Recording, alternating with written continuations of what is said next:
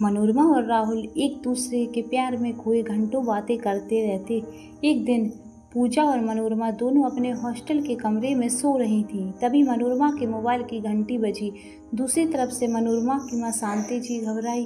आवाज़ सुनकर मनोरमा डर गई। बेटी, तू जल्दी से घर आ जा, तेरे पापा की तबीयत अचानक बहुत खराब हो गई है। शांति जी इतना कहकर फ़ोन काट दिया। मनोरमा की आंखों से आंसू बह रहे थे। पूजा भी फ़ोन सुनकर उठकर बैठ गई। मनोरमा की ऐसी हालत देखकर वह फटाफट उठी। क्या हुआ मनोरमा, तू रो क्यों रही है? किसका फ़ोन था? मनोरमा, मेरे पापा बहुत बीमार हैं, मुझे घर जाना पड़ेगा। मैं अभी ऑनलाइन टिकट देखती हूँ, शायद रात की किसी गाड़ी से रिजर्वेशन मिल जाए। यही कहकर मनोरमा जल्दी जल्दी मोबाइल में टिकट ढूंढने लगी। तभी पूजा बोली, तू घबरा मत, सब ठीक हो जाएगा। ला, मैं तेरी पैकिंग करती हूँ। पूजा पैकिंग में लग गई। मनोरमा को तत्काल में एक टिकट मिल गया। 2 घंटे बाद की ट्रेन थी। वो सुबह 7 बजे तक कानपुर उतारने वाली थी। मनोरमा ने फटाफट राहुल को फ़ोन मिलाया, लेकिन उसका फ़ोन स्विच ऑफ आ रहा था। इस फ़ोन को अभी स्विच ऑफ करना था। अरे तू छोड़, उसे मैं बता दूंगी। चल जल्दी से कैब बुक कर ले, कैंटीन से कुछ खाने के लिए पैक करवा कर लाती हूँ, रात को खा लेना। मनोरमा ने पूजा को गले लगा लिया। थैंक्स यार, तू नहीं होती तो पता नहीं क्या होता। मैं तो बहुत नर्वस हो रही हूँ, पता नहीं पापा को क्या हो गया। माँ भी ना कुछ ढंग से बताया नहीं। अरे तू चिंता मत कर, सब ठीक हो जाएगा, ज़्यादा मत सोच। यहाँ घर पर पहुँचकर मुझे फ़ोन कर देना, मैं सुबह राहुल को सब बता दूँगी। बस तू एक बात याद रखना, ऐसे हालात में अपने घर वालों को राहुल के बारे में कुछ मत बताना। हाँ ठीक है, मैं कुछ नहीं बताऊँगी। पूजा जल्दी से कैंटीन की ओर चल दी। वहाँ उसने कुछ खाना पैक करवाया और रूम में आकर बैग रख दिया। इसी बीच मनोरमा हॉस्टल के वार्डन से परमिशन लेकर आई। दोनों बैग और सूटकेस लेकर हॉस्टल के गेट पर आ गई। कुछ ही देर में कैब आ गई। पूजा से विदा लेकर मनोरमा कैब से निकल नई दिल्ली रेलवे स्टेशन पर पहुंच गई। समय पर ट्रेन चढ़ गई। रात भर उसे नींद नहीं आई। घबराहट में उसे अपने पापा की याद आती तो कभी राहुल की याद आती। मनोरमा राहुल से बात करना चाह रही थी, लेकिन अब उसकी हिम्मत नहीं पड़ रही थी। किसी तरह रात कटी। सुबह वह कानपुर पहुंच गई और वहां से बस लेकर वह अपने गांव की पहुंच गई। घर पहुंचते ही मनोरमा ने देखा उसके पापा बिस्तर पर लेटे और माँ उनके पैरों के पास बैठी। घर में 1-2 पड़ोस की औरतें और आदमी भी बैठे हैं।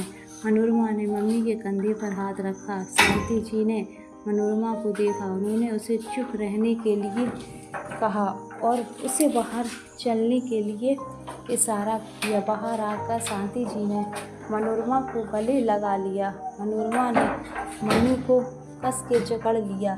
जब दोनों अलग हुई तो उसने देखा ये क्या, उसकी मम्मी थी।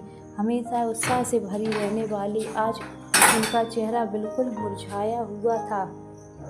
आंखें नम थीं, आंखों के नीचे काले गड्ढे थे। ऐसा लग रहा था कि पता नहीं कितनी रातों से सोई नहीं, बहुत कमज़ोर लग रही थी। मनोरमा को लगा जैसे उसके पापा नहीं, उसकी मम्मी बीमार हो। मनोरमा अपने आप को रोक नहीं पाई, वह रोने लगी। शांति जी की आंखों में आंसू देख वह हाथों से मनोरमा के आंसू पोंछ रही थी। बेटी तू चिंता मत कर, सब ठीक हो जाएगा, सब ठीक हो जाएगा, तू चिंता मत कर। कुछ ही देर में मनोरमा सामान हुई तो उसने शांति जी से पूछा, मम्मी आपको फ़ोन पर कुछ बताया नहीं, अचानक पापा को क्या हो गया?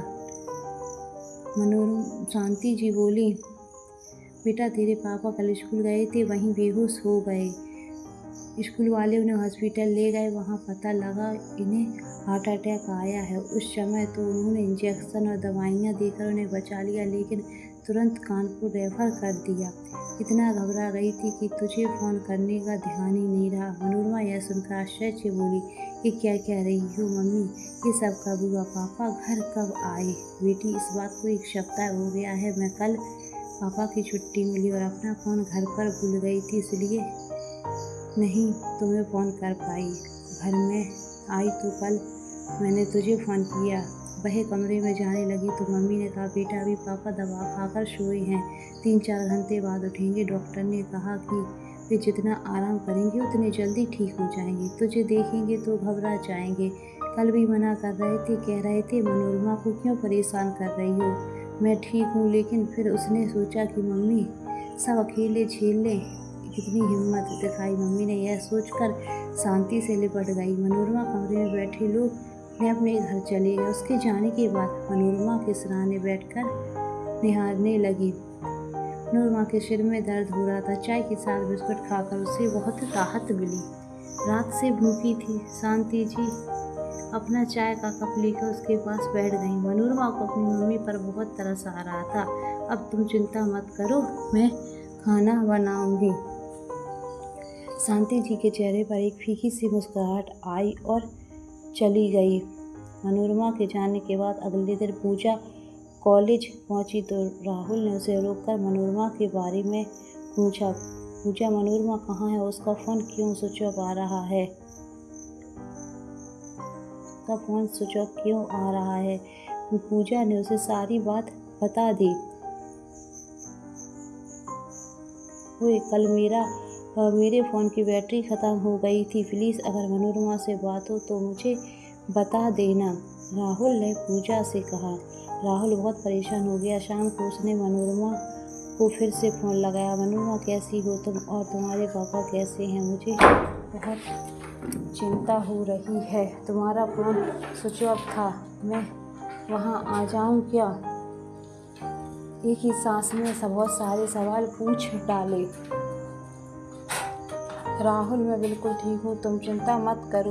पापा को हार्ट अटैक आया था, अब ठीक है। और तुम यहाँ मत आना, गांव देहात है, किसी को तुम्हारे बारे में क्या बताऊंगी।